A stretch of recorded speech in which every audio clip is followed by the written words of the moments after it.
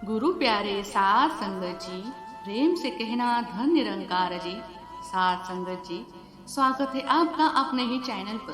दासी हाजिर है आपकी सेवा में एक और नई साखी लेकर। तो चलिए आज की साखी सुनते हैं। बाबूजी आज बाहर गए थे, अभी तक वो वापस नहीं आए थे। शाम हो गई थी, सभी लोग घर में बैठे थे। उनकी पत्नी ये कह रही थी कि आज बाबूजी घर पर नहीं है, आज अच्छा लग रहा है। जबकि लड़के भी यही सोच रहे थे, मगर ये सोचना अच्छा नहीं है। बाबूजी घर वापस आ रहे थे, वो अभी रास्ते में थे। घर पर वो पहुंचे ही नहीं थे, तभी उन्हें आवाज आती है कि अगर वो घर पर नजर नहीं आते हैं तो अच्छा लगता है, मगर जब भी घर पर होते हैं तो हमेशा ही उन्हें देखकर बहुत गुस्सा आता है, क्योंकि अब वो काम तो कुछ करते नहीं है।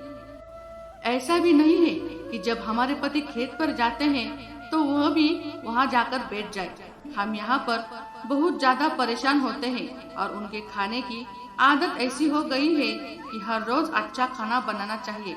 मगर अच्छा खाना हर रोज बनता तो हो, मगर इन्हें इससे हटकर कुछ अलग चाहिए। हमसे ऐसा नहीं होगा। तभी बाबूजी घर पर आते हैं, वो सभी चुप हो जाते हैं। बाबूजी बैठ जाते हैं, उनके लिए खाना बनता है, मगर वो जानते हैं कि आज उनके पीछे ये बात कही जा रही थी।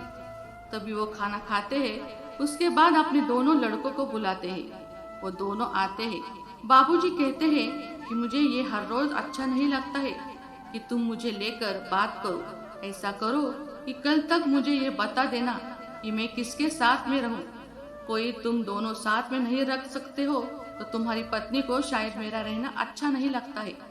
अगर ऐसा नहीं भी हो तो तुम ऐसा करो, दोनों ही मुझे अलग ही कर देना, जिससे शायद तुम पर मैं बोझ न बन पाऊं। ये बात सुनकर दोनों चुप हो जाते हैं। बड़े लड़के की पत्नी आती है, वो कहती है कि ऐसी बात न करें, हम ऐसा नहीं सोचते हैं, आप पता नहीं क्यों सोचते हैं। बाबूजी कहते हैं कि मैं तो वही कह रहा हूँ जो मैंने सुना था। बड़ा लड़का कहता है कि आप पता नहीं इन बातों पर ध्यान देते हैं, आपको नहीं सोचना चाहिए, आप आराम करो, रात हो गई है, इन बातों पर ध्यान नहीं देना चाहिए। बाबूजी सोने चले जाते हैं। जब सुबह होती है तो बाबूजी को आज अच्छा लग रहा था। वो सभी लोग उनकी सेवा कर रहे थे, मगर ऐसा क्यों हो रहा था? आज सब कुछ बदला हुआ नजर आ रहा था। ऐसा क्यों हो रहा था वो समझ में नहीं आ रहा था। सब कुछ भूल गए थे, मगर ये बात आज भी है कि शायद वो सभी पर बोझ तो बन गए हैं, क्योंकि तभी आदमी बहुत दुखी हो जाता है। बाबूजी को लगता था कि शायद सब कुछ बदल रहा है। वो सोचते हुए गांव में जा रहे थे, तभी उनका एक दोस्त आता है और उनके हाल पूछता है। बाबूजी कहते हैं कि कुछ खास नहीं है, घर में वही बातें होती है जिनकी अब आदत सी हो गई है। हर रोज घर में वही बातें होती है जो अब सुनी जाती है, उनका कोई भी इलाज नहीं है।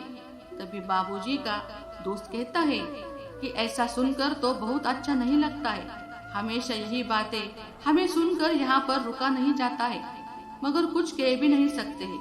वो आगे चले जाते हैं, अपने खेत में जाकर बैठ जाते हैं, अपने खेत को देखते हैं। वो खेत जिसमें वो हर रोज काम करते थे, मगर आज वो सिर्फ उन्हें देख सकते हैं, काम नहीं कर सकते हैं।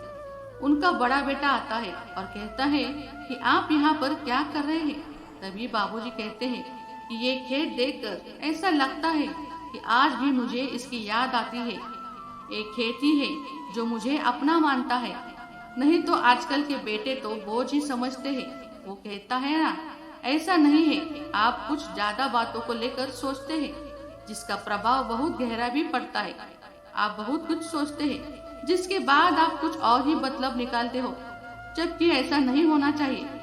कुछ देर तक बातें होती है, उसके बाद शाम हो जाती है, दोनों साथ में घर जाते हैं और शायद अब गुस्सा भी खत्म हो जाता है।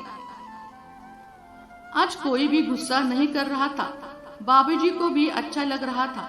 शायद अब वो भी उनकी कमी को महसूस करके उनके पास आ रहे थे, जिससे कभी भी कोई झगड़ा नहीं होने पाए। साथ संगत जी, इसी तरह हमें भी अपनों के साथ में रहना चाहिए, शायद इससे वह कुछ समझ सकते हैं।